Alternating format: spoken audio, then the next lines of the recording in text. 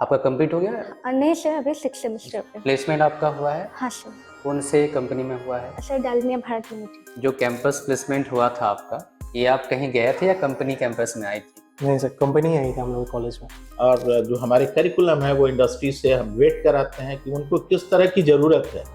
ज़रूरत के हिसाब से हम अपना करिकुलम बदलते रहते हैं। कोर्स करिकुलम 4-4 महीने के जो सेमेस्टर हैं वो क्लासरूम टीचिंग हो गई, और 4 महीना वो बाकी तरह के स्किल डेवलपमेंट, इंडस्ट्रियल प्रैक्टिसेस जो वहाँ जाके ट्रेनिंग ले रहे हैं। हमारे जितने भी तीनों इंस्टीट्यूट हैं उसमें एक प्लेसमेंट सेल है, वो डेडिकेटेड है बच्चों के प्लेसमेंट के लिए।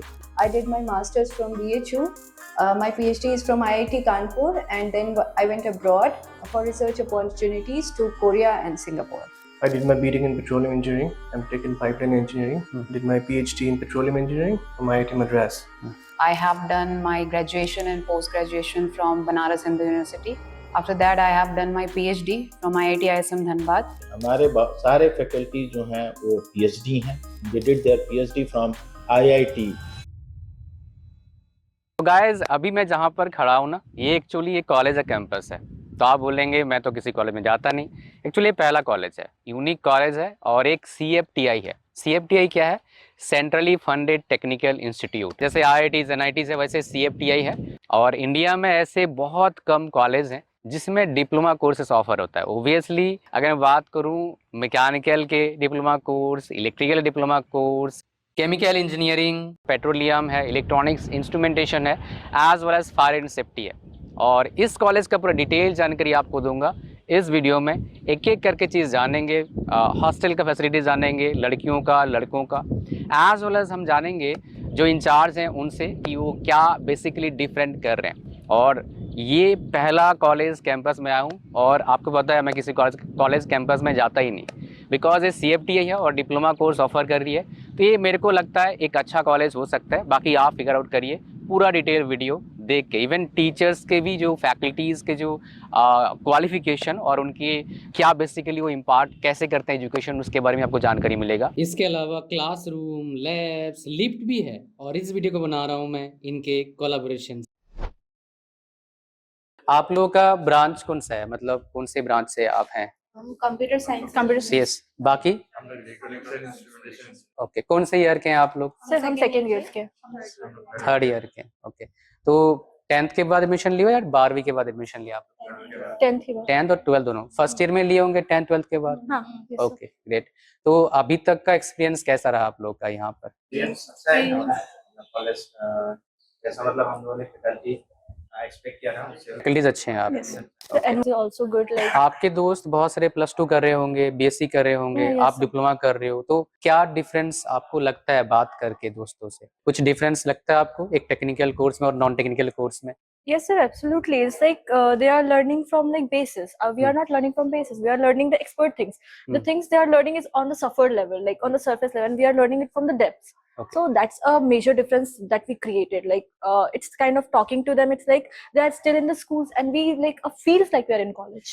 और कॉलेज में कैसा लग रहा है आपको, मतलब कॉलेज का एनवायरनमेंट कैसा लगता है? पढ़ाई के बारे में, एक्स्ट्रा करिकुलर एक्टिविटीज, आपके सेल्फ डेवलपमेंट हो रहे हैं कॉलेज में रह के? It's good, sir.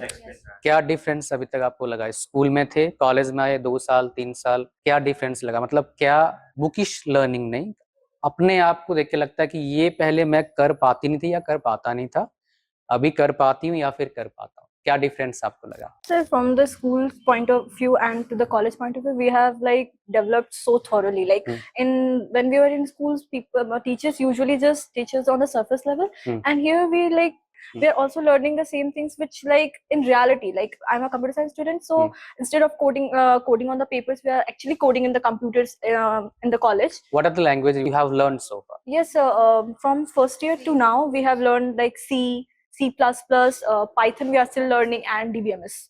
Okay, have you done any project so far? Any working project? Yes, sir, we have a assigned project right now. We have to create a web applications which student management system. Okay, that's like LMS you consider. I mean ERP system you Yes, are sir, like preparing. ER system. Okay, great. And do you have any expert person who will guide you here? Yes, sir. We have Abhimanyu sir is our student advisor. Okay. He like guides us in He is everything. guiding you properly, Yes, sir. thoroughly, if you Yes, are sir. facing any problem. Yes, And sir. what are the languages you are using for developing? Is this web application or Android or iOS? Sir, web application we are using Python. We are on like basic level, right? Basic level. Yes. So it is web based, I think. Yes, So, right? sir. Okay, great. And what are the challenges you are facing while creating the application or website? You can say that. First thing that comes in our mind is where to start. If we got the idea of where we have to start from, it's actually easy. It's actually easy to start from. The main conflict that comes on mind is starting point. If you got the starting point, so it's easy. Okay. Okay. So are you using any technology for backend? No, sir, not yet. I haven't. So you are started. doing only front end. Yes, a bit front end of front. development. Yes, You guys are doing, right? Okay. So I think so. You must focus on full stack development. Yes, That sir. would be helpful, and you must work on hybrid technologies so Yeah. that it can work on multiple devices. Yes, sir. Maybe iOS, maybe Android, maybe any other OS will come in the market.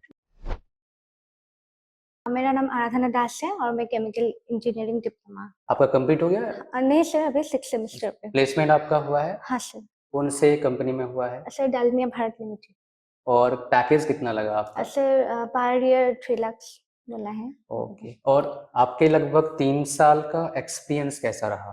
Sir experience तो बहुत अच्छा है हाँ sir okay. और teachers कैसे हैं? हाँ sir faculties वगैरह बहुत अच्छे हैं ऑल टाइम वो लोग सपोर्ट करते हैं और अगर आपको कोई दिक्कत ना भी हो तो भी मतलब उन लोग खुद पूछते हैं कि कोई प्रॉब्लम्स है या ऐसे। और आपके प्लेसमेंट ऑन कैंपस मतलब कंपनी कैंपस में आई थी? हाँ सर ओके। हाँ सर और- कैंपस थ्रू मिला है sir. Okay, through campus placement. हाँ। तो घर वाले खुश हैं आपके? हाँ सर सर मेरा नाम कल्याणज्योति गोगोई है और मेरा ब्रांच है केमिकल इंजीनियरिंग। और आपके प्लेसमेंट हुआ है? हाँ सर मेरा कौन से कंपनी में हुआ है? सर मेरा प्लेसमेंट हुआ है डालमिया भारत लिमिटेड में। ओके। और पैकेज कितना लगा आपका? सर पैकेज मेरा मिला है 3 लाख पर एनम। ओके। और प्लेसमेंट के बाद घर वालों का क्या रिएक्शन था, स्पेशली मम्मी की? वो लोग तो बहुत खुश है सर, वो बहुत खुश बहुत ज़्यादा खुश है वो लोग। मतलब मुझे ऐसा नौकरी मिला है पढ़ते वक्त ही, तो बहुत खुश है वो लोग। और आपके 3 साल का एक्सपीरियंस में 4-5 कुछ इम्पोर्टेंट बातें बताना चाहो, इम्पोर्टेंट एक्सपीरियंसेस कॉलेज में। एक्सपीरियंसेस हम्म। हम लोग का कॉलेज में पहला बात यह है कि हम लोग को प्लेसमेंट अपॉर्चुनिटी पहले मिल जाता है। बाहर जाके कोई कंपटीशन वगैरह ऐसा नहीं करना पड़ता है, कॉलेज के अंदर ही जो कंपटीशन होता है वो हो जाता है।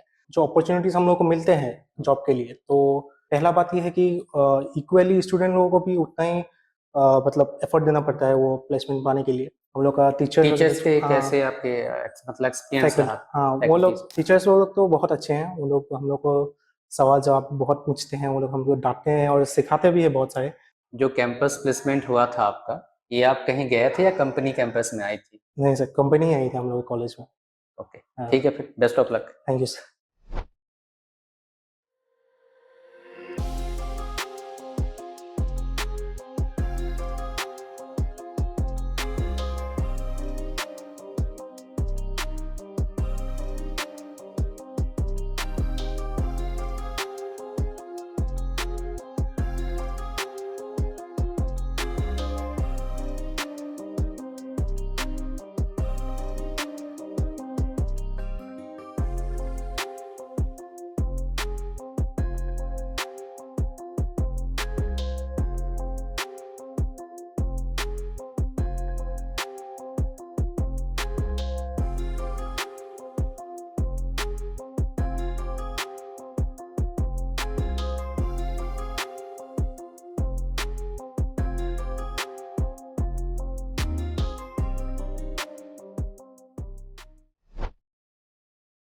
अभी हम बात करते हैं जो RGIPT कैंपस के इंचार्ज हैं, उनसे जानेंगे इंस्टीट्यूट के बारे में। तो सर थोड़ा अपने बारे में मुझे ब्रीफली बताइए, जो पेरेंट्स और बच्चे देखेंगे। ओके, तो मेरा नाम प्रोफेसर आलोक कुमार सिंह है एंड मैं यहाँ का इंचार्ज हूँ Rajiv Gandhi petroleum institute Sivasagar campus का। इसके पहले मैं RGIPT मेन कैंपस जायस में था। बेसिकली प्रोफेसर हूँ petroleum engineering and Jio engineering का। और मैं जब वहाँ था तो मेरे पास बहुत सारी एडमिनिस्ट्रेटिव रिस्पॉन्सिबिलिटीज थी। मैं डीन था स्टूडेंट अफेयर्स का, डीन नॉन टीचिंग था, मैं एक्टिंग डायरेक्टर भी था बहुत 1 साल करीब। तो और मैंने अपनी जो एजुकेशन की है वो institute of sciences Banaras Hindu university BHU से की है। और मैं सारी एडमिनिस्ट्रेटिव एक्टिविटीज़ यहाँ देख रहा हूँ, किस तरह हमारा इंस्टीट्यूट और ग्रो करे, बच्चों के लिए और फैसिलिटीज़ कैसे हम डेवलप करें, क्योंकि ये बच्चे ही हैं जो आगे जाके इंस्टीट्यूट का, देश का, परिवार का नाम करेंगे और देश की तरक्की में ये अपनी भागीदारी करेंगे। और इस इंस्टीट्यूट को अगर हम देखें बाकी कॉलेज से डिफरेंट कैसे है? देखिए, हमारा इंस्टीट्यूट तो पहला इंस्टीट्यूट है जो सेंट्रली फंडेड है। दूसरा ये है कि ये इंस्टीट्यूट जो इस्टेब्लिश हुआ एक्ट ऑफ पार्लियामेंट के थ्रू हुआ है, और ये इंस्टीट्यूट नेशनल इम्पोर्टेंस का इंस्टीट्यूट है, जिसका डिजिग्नेशन जो है इंस्टीट्यूट ऑफ नेशनल इम्पोर्टेंस का है। जैसे IITs हैं, NITs हैं और कुछ सेंट्रल यूनिवर्सिटीज हैं जिनके पास इंस्टीट्यूट ऑफ नेशनल इम्पोर्टेंस का दर्जा है। और बाकियों से हम इस तरह डिफरेंट हैं, बाकी जो कॉलेजेस हैं या इंस्टीट्यूट हैं वो सारी तरह की इंजीनियरिंग डिसिप्लिन को लेते हैं। हमारा जो मैंडेट है वो एनर्जी बेस्ड है, क्योंकि इंडिया में एनर्जी की बहुत कमी है। हम पूरी तरह से डिपेंडेंट हैं फॉसिल फ्यूल्स पे, पेट्रोलियम, कोल पे। और ये जो इंस्टीट्यूट है वो इसलिए यहाँ खोला गया क्योंकि ये एक सेंटर है एनर्जी का। ONGC है, ऑयल इंडिया है, रिफाइनरीज हैं और बहुत सारी कंपनीज हैं। तो इसलिए हमारा जो मैंडेट था कि यहाँ कैसे हम ट्रेंड मैन पावर को प्रोड्यूस करें जो देश की तरक्की में योगदान दें, और जो उत्पादकता है energy, different sources of energy को, उसको हम कैसे बढ़ाएं। तो उसी को मद्देनजर रख के हम डिफरेंट कोर्सेज यहाँ चलाते हैं। और चूंकि हमारा यहाँ इंडस्ट्री के साथ काफी अच्छा अलाइनमेंट है, तो क्लासरूम स्टडी के अलावा हम बच्चों को और सारी बहुत तरह की सुविधाएं देते हैं। जैसे उनको इंटर्नशिप कराते हैं इंडस्ट्रीज में, सो दैट कि, और जो हमारे करिकुलम है वो इंडस्ट्री से हम वेट कराते हैं कि उनको किस तरह की जरूरत है। जरूरत के हिसाब से हम अपना करिकुलम बदलते रहते हैं, कोर्स करिकुलम, और जिस तरह की जरूरत है इंडस्ट्री की उसी हिसाब से हम अपना प्रोग्राम डिजाइन किए हुए हैं।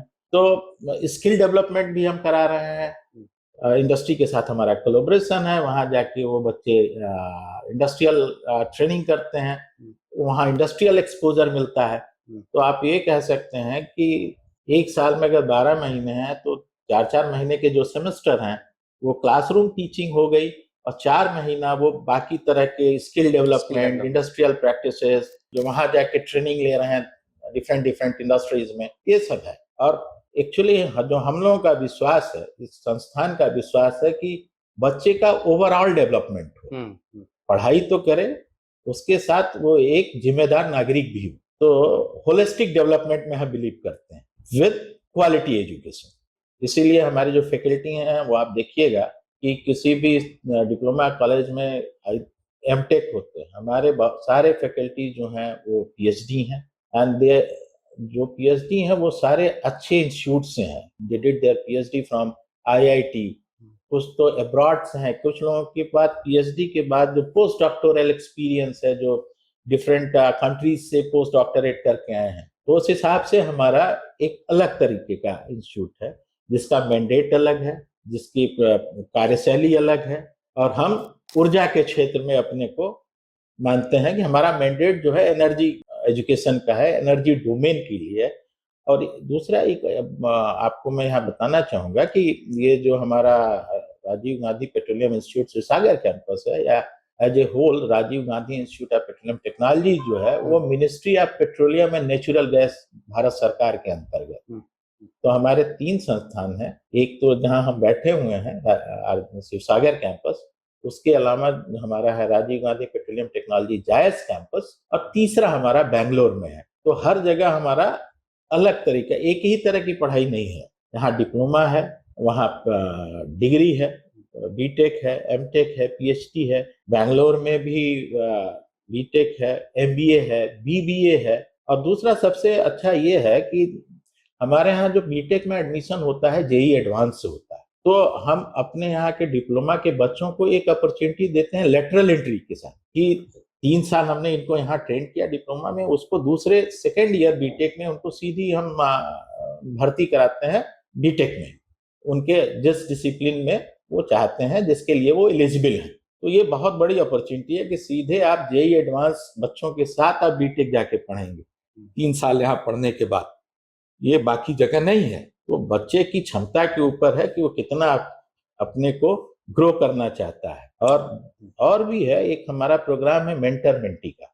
तो क्लासरूम टीचिंग के अलावा भी हम कुछ बच्चों को समूह के ऊपर एक फैकल्टी रखे हैं, तो उनकी पर्सनल प्रॉब्लम्स को भी देखो कि बच्चे अभी ये 10th पास करके आते हैं, तो उनकी और समस्याएं क्या हो सकती हैं, और इन सारी चीजों को करने के लिए, अच्छी एजुकेशन देने के लिए हमारे पास आप कह सकते हैं कि स्टेट ऑफ आर्ट लेबोरेटरीज हैं, लाइब्रेरी है, मेडिकल फैसिलिटी है, डॉक्टर्स हमने रखे हुए हैं हमारे पास, बॉयज एंड गर्ल्स के लिए सेपरेट हॉस्टल्स हैं, लाइब्रेरी है, और एक हम बहुत बड़ा you can say world class sports complex develop करना है, जिसमें हमने काफी कुछ यहाँ पर इसी कैंपस में कि पढ़ाई के साथ हम उनको स्पोर्ट्स में भी उतना ही स्किल्ड बनाएं।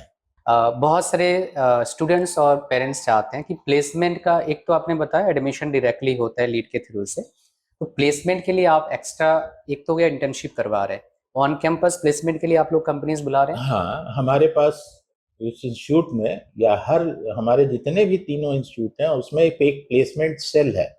हाँ, वो डेडिकेटेड है बच्चों के प्लेसमेंट के लिए। वहाँ एक टीम है, एक प्रोफेसर इंचार्ज होता है जो पूरी साल ये कोशिश करता रहता है। उनके जिम्मे यही काम है कि क्लास के अलावा वो डिफरेंट इंडस्ट्री को विजिट करें, अपनी क्वालिटी बताएं। तो बच्चे हमारे यहाँ से प्लेस लगातार होते रहते हैं। अभी आप हो सकता है कि कुछ बच्चों से मिलें, हाँ, जिनका अभी प्लेसमेंट हुआ है, तो प्लेसमेंट और उनकी ट्रेनिंग पे तो हमारा पूरा ध्यान है। पूरी तरह हमारी जो टीम है प्लेसमेंट सेल की, वो डेडिकेटेड है। जो बेसिकली बच्चे अभी डिप्लोमा में एडमिशन लेंगे, तो इस कॉलेज में सेकंड लास्ट क्वेश्चन होगा फिर, तो एडमिशन प्रोसेस क्या होता है इस कॉलेज में? देखिए, इस जो एडमिशन प्रोसेस है वो ये है कि डिप्लोमा में एडमिशन के लिए जो सामान्य श्रेणी के बच्चे हैं उनका मिनिमम जो होना चाहिए वो 60% होना चाहिए, वो SC ST के लिए 55%। तो आप कह सकते हैं कि जनरल OBC के लिए 60% है क्राइटेरिया, और उसके लिए मिनिमम क्राइटेरिया 55% है। और हम इसके लिए एक रिटन टेस्ट कराते हैं, उसी के बेसिस पे हम एडमिशन लेते हैं। अगर कुछ सीटें रह जाती हैं तो उसको फिर हम मेरिट बेस पे करते हैं। 10th क्लास के मार्क्स के बेस पे करवा लेते हैं। Okay. Hi, I'm Dr. Nimisha Raghuvanshi from Engineering Science Department. I did my master's from BHU. My PhD is from IIT Kanpur, and then I went abroad for research opportunities to Korea and Singapore. And currently I'm teaching physics at RGIPT Shivsagar campus for past 5 years. Okay, so you have been here for from last 5 years? Yeah. Okay. I joined in 2020. Okay. What different you guys are doing? Because when I asked to so many students, diploma and BTech students, they usually don't feel good while studying basic science, especially. Yeah, that's a very common issue among first year students.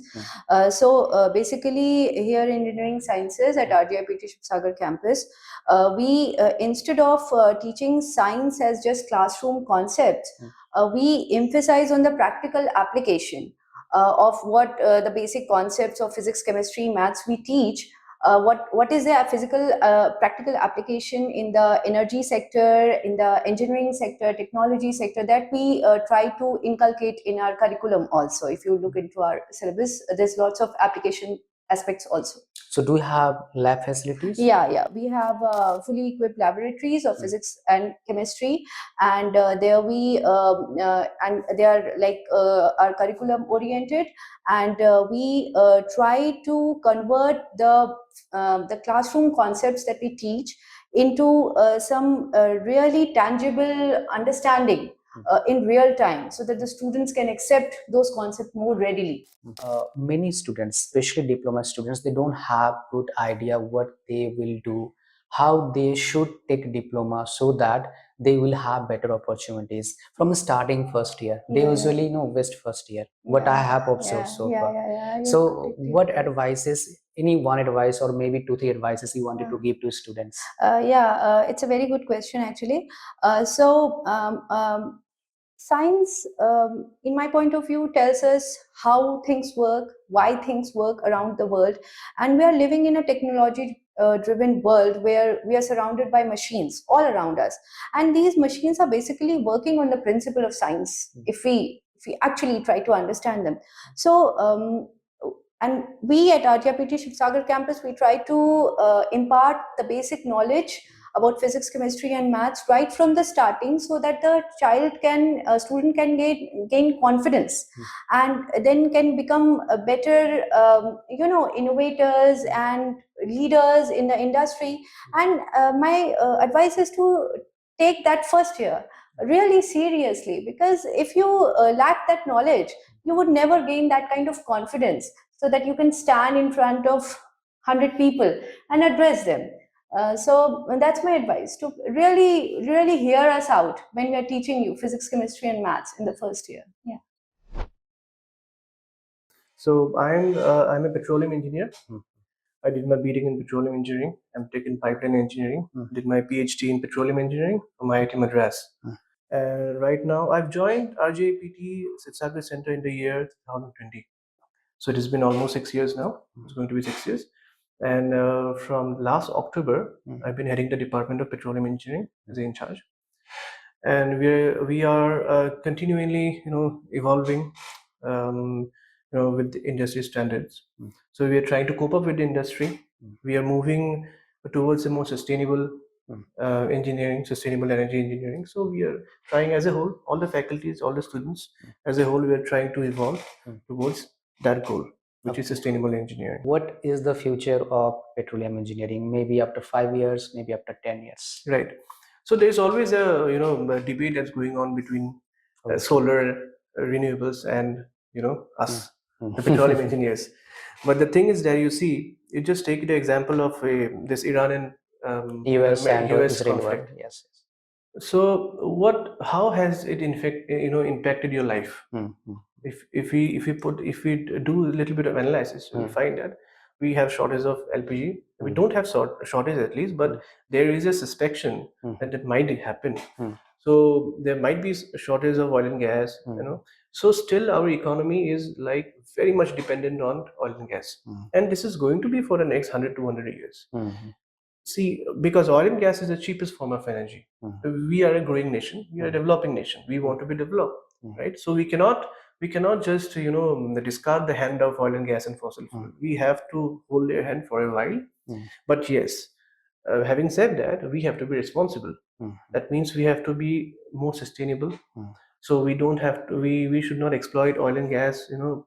कहीं से भी कुछ भी निकालो, don't care about the environment. ये नहीं होना चाहिए. We have to be responsible. We have to be accountable, because we are very much concerned about the next generation which is coming in. Okay. हमारे next. So we are moving into a sustainable model. So oil and gas, definitely, petroleum is here to stay, but we have to be responsible. We have to have sustainable goals in our mind.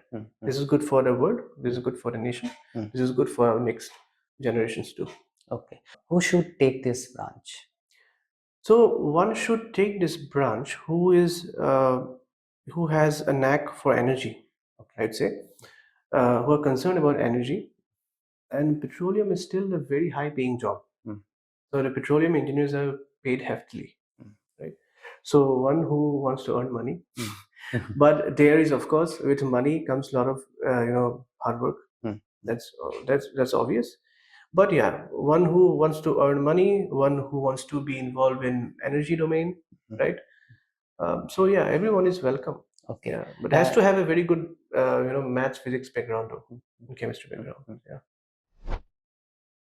Myself, I am Dr. Karthik Babu.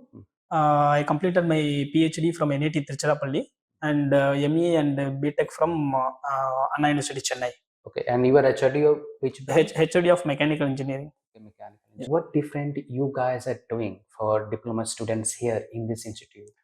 In this institute, we are offering the mechanical engineering course. It is a evergreen course, Mm. and any course it needs some changes Mm. as per the time. So what we are doing, we are offering mechanical engineering course, Mm.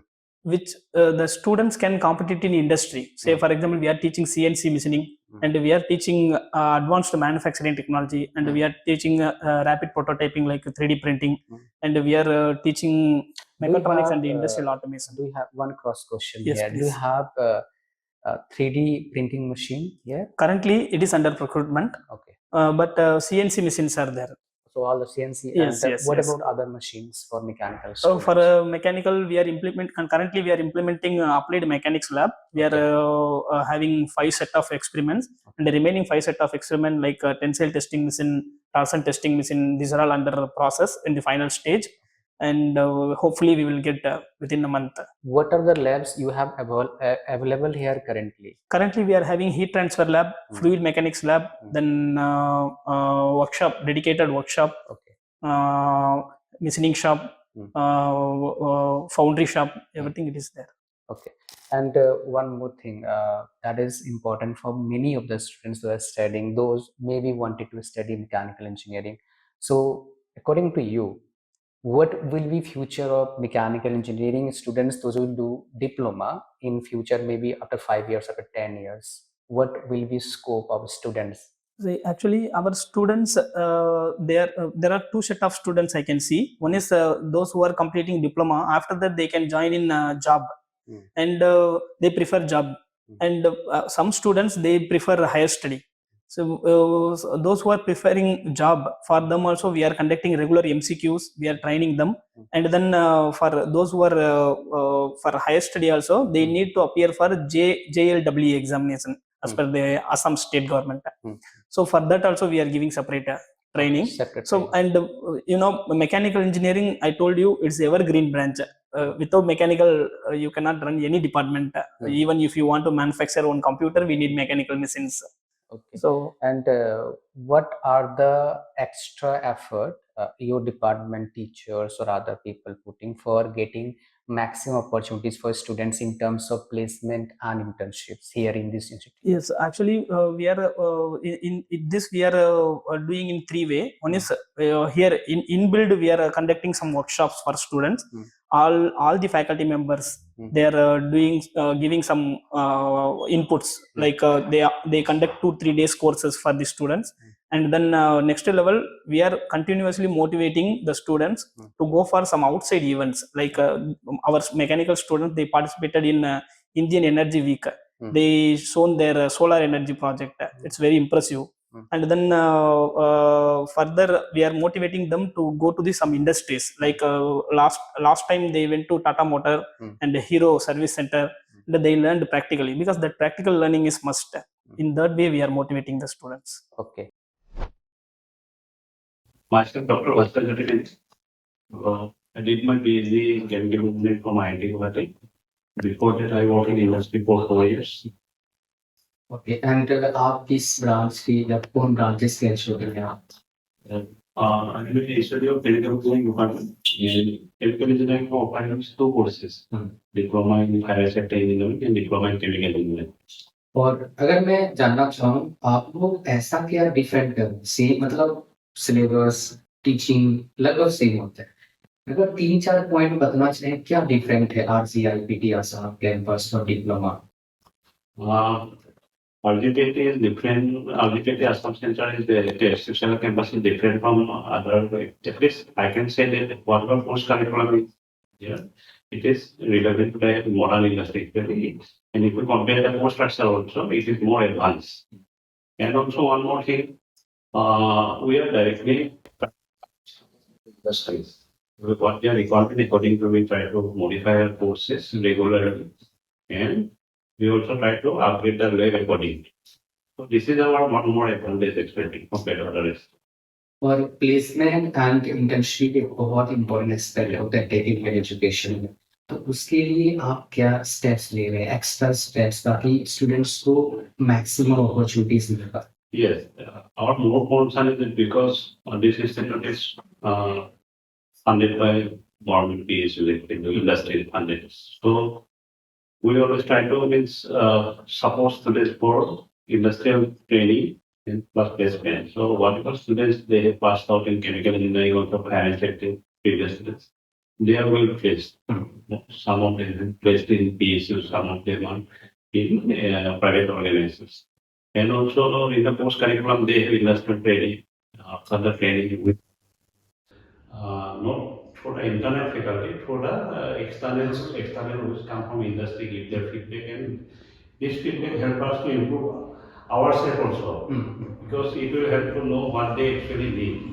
And placement, actually we have active placement team, department is also trained, so placement. और इसमें chemical का future में कुछ marks से 3-4 point में कैसा है after 5 to upcoming 5 to 10 years, क्या आपको फ्यूचर दिखता है? Yeah, chemicals is always developing branch, you know. In India, also you have also all process industries are growing, they are expanding. If you see the refineries also, earlier they are only refineries. Now you go to refineries, they are integrated to the petrochemical plant also. So future is there. It is not related to only oil industry. You go to other industries also, it is relevant. Now it is big boom is coming. It's complex biogas. So India is taking leading part. So there is a big potential for chemical engineers. Simultaneously, there is a good potential for finance safety, because you know every industry needs a safety persons. And in India, RDPT Shivsagar is the Central Government Institute who is offering diploma in finance safety. So this is one of our USP, you can say. So it is helping us. I am Dr. M. Chakramani, Assistant Professor, Department of Electrical and Electronic Engineering. I did all my degrees, BTech, MTech, as well as PhD from National Institute of Technology, Tiruchirappalli. And you are HOD of which branch, or what are the department? Our department, Electrical and Electronic. I'm a HOD in charge of Electrical and Electronic Engineering department. Our department offering 2 programs. One is Electrical Engineering and Electronics and Instrumentation Engineering. Okay. And what different approaches faculties are basically having for imparting better knowledge to students? Actually, truly speaking, all the faculty members did PhD from IITs, NITs, and central universities, and all are having, including myself, more than 10 years of research and teaching experience. And our syllabus also made industry-oriented topics and recent advanced topics like the embedded system, renewable energy, electric vehicles. So we are focusing both the domains equally, electronics as well as electrical engineering. If anybody wanted to do diploma, then who should take this branch? Any of these 2 branches, electrical engineering and because you are heading both the branches. So who should take any of these 2 branches? Who should take electrical and who should take electronics and instrumentation? It is basically based on their interest. Actually, when they're studying, actually day-to-day life, everyone is using electronic device gadgets, right? And we are moving towards IoT technologies, everything. So therefore, if they are curious want to know about electronics oriented topics, then they can take. Similarly, suppose some people are interested about knowing about renewable energy integration, or sometimes they are more interested in an electric vehicle. These type of students, they can take electrical engineering. Last question to ask you. If I'll ask you one advice you wanted to give to diploma students, so what would be that one advice to students? So my personal advice, I'll always encourage our students to focus more on a practical, that laboratory work. They need to take care of serious. They need to take serious about the laboratories and the mini project, whatever the project they're doing, and the internship is compulsory for all the students. And industry visit also, they need to focus, just not going and coming. So they need to explore all the things, what are things, activities happening in the industry which are related to the instrumentation or electrical engineering. So which help them to get good opportunities. And what are the labs you have currently? So we are having lab, basic, the fundamentals of electrical electronic engineering lab, which is common to all the branches, which is must for all departments. And analog electronics lab, digital, Hmm. embedded system, microprocessor, microcontroller lab, and for electronic students we have a special lab called PCB design lab. Do you have PCB Yes, machine? yes. Machine is not that, so they will develop PCB softwares are there. Okay. Will train the students. They will make the PCB layout. Okay. Then they can send to the vendors who can make the PCB boards. Then So like Yes. you are designing part. Yes, yes. You people are providing to students Yes. so that they can design PCB. Okay.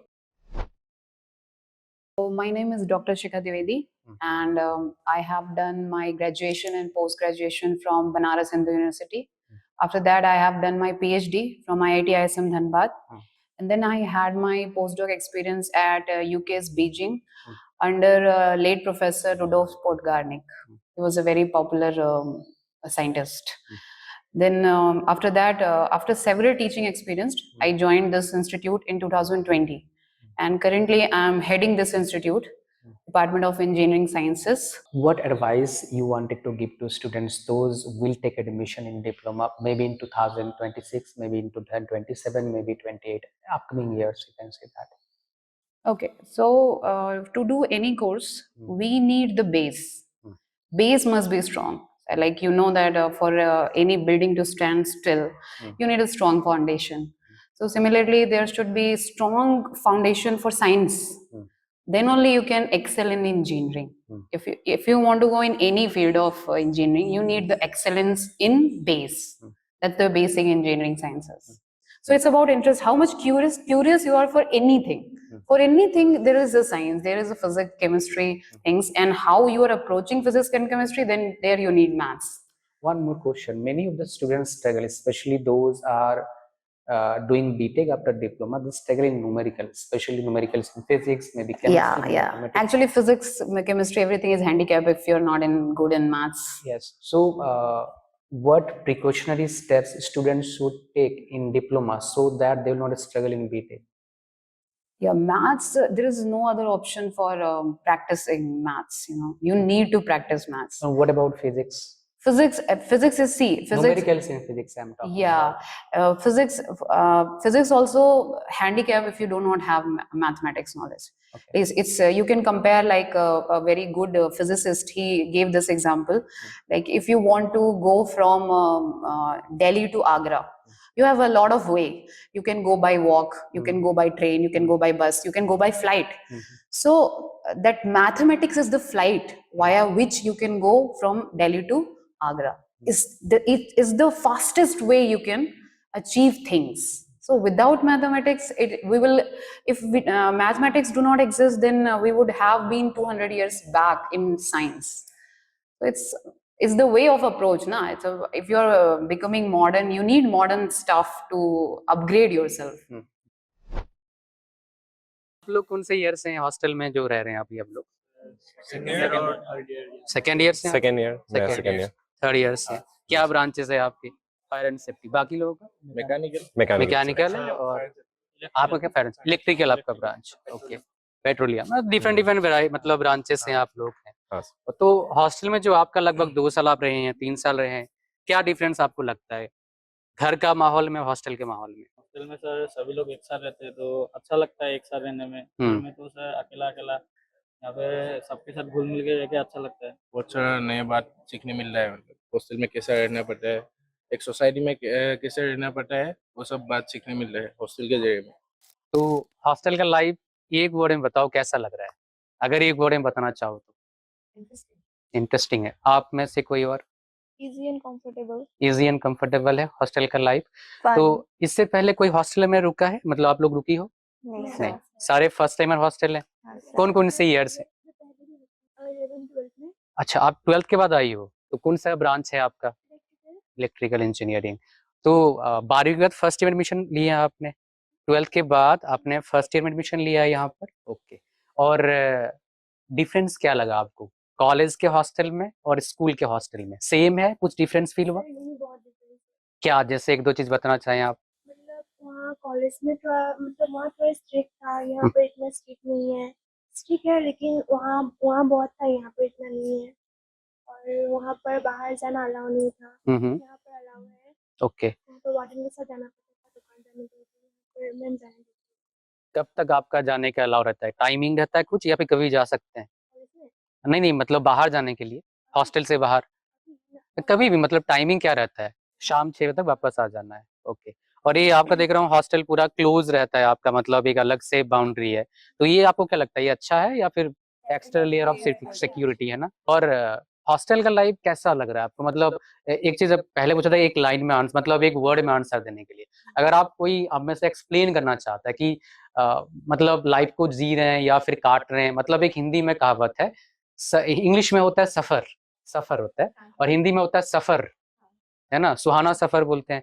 तो आप हिंदी वाला सफ़र कर रहे हो या फिर English वाला कर रहे हो? हिंदी वाला। और आप लोगों का फ्रेंडशिप कैसा है यहाँ पर? पढ़ाई का माहौल, फ्रेंडशिप कैसा है? खाने कितना टाइम मिलता है आपको? 3 टाइम्स। और यहाँ के फैसिलिटीज़ जो मिलते हैं, सबसे बढ़िया फैसिलिटीज़ आपको क्या-क्या लगता है? Freezer है। गीज़र मतलब गर्म पानी के लिए और 24/7 इलेक्ट्रिसिटी। इलेक्ट्रिसिटी हर टाइम मिलता है और कभी भी नहीं कटता मतलब चला गया तो आ जाता है वापस। हाँ, ग्रेट, कटता नहीं है। ग्रेट और क्लीन अच्छा है मतलब। अच्छा और एक चीज़ जो मेजॉरिटी जगह पर प्रॉब्लम रहता है, खाने-पीने का क्लीननेस कैसा रहता है? मतलब क्लीन करके खाना बनाते हैं या फिर कैसा रहता है आपका? साफ रहता है मतलब। टेस्टी लगता है या फिर डेली टेस्टी लगता है या कभी-कभी टेस्टी लगता है? मैनेजेबल। जैसे तो नहीं होगा। हाँ, घर के खाना ऐसा तो नहीं होता है। ओके, सारी डिप्लोमा कर रहे हो ऑब्वियसली, एक डिप्लोमा ही होता है। तो ये कोर्स के बारे में पहले आपको कब पता लगा था? आपके चैनल। अरे मेरे चैनल से पता मतलब पहले आपने देखा होगा ना कहीं इसके बारे में? नहीं सर, पहली बार। किसने बताया था? भैया ने भैया ने डिप्लोमा वो के भी बारे पहले यही किया था भैया ने। ओके। अब मुंबई में कर रहे हैं जॉब। बहुत सारे लोग पूछते हैं गर्ल्स को बाहर जब भेजते हैं, तो जब आप पहले आए, पेरेंट्स का जो आपके तरफ क्वेश्चन्स आपको पूछते थे फ़ोन से कि क्या कैसा माहौल है? और अभी डिफरेंस क्या है? क्वेश्चन्स में डिफरेंस आए हैं? पहले वरीड होंगे मेरी बच्ची जा रही है इतना दूर तो कैसा होता होगा? तो पहले के सवाल में और अब के सवाल में क्या डिफरेंस है? सर पहले सवाल करते थे, अभी नहीं करते। क्या सवाल पूछते थे पहले? मतलब पहले पूछते थे कि टाइम से घुसने को दिया है कि नहीं, अगर हुँ। कुछ प्रॉब्लम हुआ है या हुँ। हॉस्टल में कुछ पर्सनल इश्यू हुआ है हुँ, या हुँ, मेस का खाना अच्छा है कि नहीं, ये हुँ, सब। हुँ, हुँ, हुँ। तो पहले ये सब क्वेश्चंस आते थे घर से, अभी पूछना बंद कर दिए क्योंकि प्रॉब्लम्स इतना होता नहीं है। आप लोग ग्रुप स्टडी करते हो? कितनी रात तक पढ़ते हैं आप लोग आम तौर पर? तो ज़्यादा कभी भी नहीं सोते या फिर मतलब पेपर के एग्जाम दिन? के टाइम पे। पूरा रात पढ़ते हो? स्कूल में आपने ऐसा पढ़ाई किया? तो ये मतलब कहाँ से आया ये चीज़ माइंड में कि रात भर पढ़ाई करना है? ये जुनून कहाँ से आया? That's actually great point. जब देखते हैं ना हम सीखते हैं। तो पेरेंट्स सोचते हैं हमारी बच्ची घर में है तो पढ़ाई कर रही है, बाहर जाके पढ़ाई नहीं करेगी, बिल्कुल टाइम खराब करेगी, है ना? तो आपको क्या लगता है घर में जब रहे थे पढ़ाई ज़्यादा अच्छी हो रही थी या अभी अच्छा हो रहा है? अभी ज़्यादा अच्छा हॉस्टल में तो पढ़ाई नहीं होता। पढ़ाई का एनवायरनमेंट कैसा है हॉस्टल में आपके? अच्छा अच्छा है। अच्छा और आपको फैसिलिटीज़ मिलता है स्पोर्ट्स के फैसिलिटीज़ आपको? क्या-क्या स्पोर्ट्स फैसिलिटीज़ मिलता है आपको? सर बैडमिंटन खेलने मिलता है। खो-खो खेलते हैं और कबड्डी भी खेलते हैं आप लोग? क्रिकेट वगैरह खेलते हो? फुटबॉल, क्रिकेट कुछ? नहीं, अभी गर्ल्स के लिए वो नहीं ये है। सब बॉयज़ को मिलता है नहीं? आप लोगों को क्या बैडमिंटन मिलता है, खो-खो और कबड्डी ये मिलता है। ओके, कोई और चीज़ आप बताना चाहते हो जो शायद मैंने मिस कर दिया जो बहुत ज़्यादा इंटरेस्टिंग है? जो आपको लगता है पता होना चाहिए बच्चों को जो बेसिकली डिप्लोमा करना चाहते हैं, ऐसा कुछ? सर यहाँ का फैकल्टी बहुत मतलब फ्रेंडली है हुँ, हुँ, हुँ। और मतलब बहुत जेन्युइन है। और एक चीज़ और जानना है, हॉस्टल में आपको क्या-क्या फैसिलिटीज़ मिलते हैं? क्या-क्या मिलता है मतलब जैसे आते हो क्या-क्या मिल जाता है आपको? और आपके सिक्योरिटी कैसे रहते हैं हॉस्टल में? जबरदस्त। क्या सिक्योरिटी और बाहर जाने देते हैं आपको कभी भी? बाहर जाने से गेट पास देता है। गेट पास लेना कभी भी जा सकते हो रात को या फिर नहीं, टाइमिंग? रात को नहीं। एक टाइम होता है 7 बजे सर। 7 बजे तक जा 7 सकते हो उसके बजे। बाद वापस आ जाओ पूरा? हाँ सर। ओके। और एक रूम में कितने लोग रहते हैं आप लोग? 2 लोग 2 सर। रहते हैं ना? ओके। और ग्रुप जी स्टडी सर। करते हैं आप लोग यहाँ पर? हाँ, एग्ज़ाम के वक़्त तो होता ही है कितनी सर। रात तक पढ़ते हो आप लोग एग्ज़ाम के वक़्त? सर 3-4 बज जाता होगा। सुबह? सुबह। और घर में ऐसा कोई पढ़ा आपने 4 बजे तक पढ़ रहे हो? नहीं सर, ऐसा तो कभी होता भी नहीं था। तो आपको क्या लगता है हॉस्टल में आए इसलिए हुआ या फिर कोई और रीज़न है? हॉस्टल में सर वो एनवायरनमेंट मिलता है, जो दोस्त लोग पढ़ता है तो हम लोगों को भी एक मोटिवेशन मिलता है पढ़ने के लिए। और फिर आपके हॉस्टल में इसमें कंटिन्यू कर देना आप, आपके हॉस्टल में पढ़ाई का एनवायरनमेंट कैसा है? कितने घंटे आप लोग पढ़ते हैं आम तौर पर? आमतौर पर सर ऐसे तो 2-3 घंटा पढ़ने से भी हो जाए, लेकिन एग्ज़ाम के वक़्त सर 5-6 घंटा ऐसा टाइम देना ही पड़ता है। और आपके कितने सीजीपीए चल रहे हैं अभी? सर मेरा 9.32। और क्या आपका ब्रांच है? मेरा मैकेनिकल सर। Mechanical branch. मेरा नाम फौजिया हुसैन है ओके, और आपका ईयर कौन सा है और ट्रेड या ब्रांच कौन सा है आपका? मैं सेकेंड ईयर में हूँ और मेरा ब्रांच पेट्रोलियम है। पेट्रोलियम। तो आप स्टार्टिंग से ही हॉस्टल में हैं? हाँ, स्टार्टिंग फर्स्ट सेम से हॉस्टल में हूँ मैं। और हॉस्टल में आने के बाद क्या आपको डिफरेंस लगा? मतलब घर में रहे होंगे आप, 10th के बाद एडमिशन हुआ था कि 12th के बाद? 10 के बाद आई हूँ मैं एक्चुअली। तो क्या डिफरेंस, बिकॉज इस कम उम्र में आ गए आप हॉस्टल में, क्या डिफरेंस लगा स्टार्टिंग के 10 डेज का? थोड़ा एक्सपीरियंस बताइए आप। स्टार्टिंग मतलब आने के बाद थोड़ा सा मतलब एडजस्ट करने में टाइम लगा, but with time the environment बहुत अच्छा था। फिर सब लोग दोस्त बने, फिर फैकल्टीज एंड ऑल सब अच्छा था। एडमिशन हुआ अच्छे से पहले, फिर पढ़ाई एंड ऑल स्टार्ट हो गया, लाइक सेमेस्टर का पूरा स्टार्टिंग। देन तब पहले थोड़ा सा टाइम लगा, but with time after 2-3 days blend in हो गई थी मैं अच्छे से। सिर्फ 3 डेज में? नहीं मतलब ऐसे ब्लेंड इन होने में, मतलब हाँ फ्रेंडली थे सब लोग। मेरा नाम क्रिस्टियाना सेकिया है। और कौन से ईयर में पढ़ाई कर रहे हैं? मैं second year fourth same. Branch क्या है आपका? Fire and safety. और स्टार्टिंग से ही आप हॉस्टल में फर्स्ट सेमेस्टर से? हाँ हाँ। हॉस्टल में क्या क्या आपको मिला था फैसिलिटीज यहाँ पर आने के बाद? हॉस्टल में सब कुछ मिला है, जैसे कि table, bed, desk, mattress and good water, drinking facilities. Okay, अलमीरा वगैरह मिलता है? हाँ हाँ, अलमीरा। ये जो आपका कुर्सी है ये मिला हॉस्टल, हाँ। मतलब हॉस्टल में दिया है? ओके। हॉस्टल में आपका हॉस्टल लाइफ कैसा लग रहा है? खाना पीना, रहना, अगर मैं रेटिंग देने बोलूँ आपको, खाने पीने में कितना रेटिंग दोगे आप? मतलब पानी हो गया, क्लीनिंग हो गया, ये सब कितना रेटिंग दोगे आप?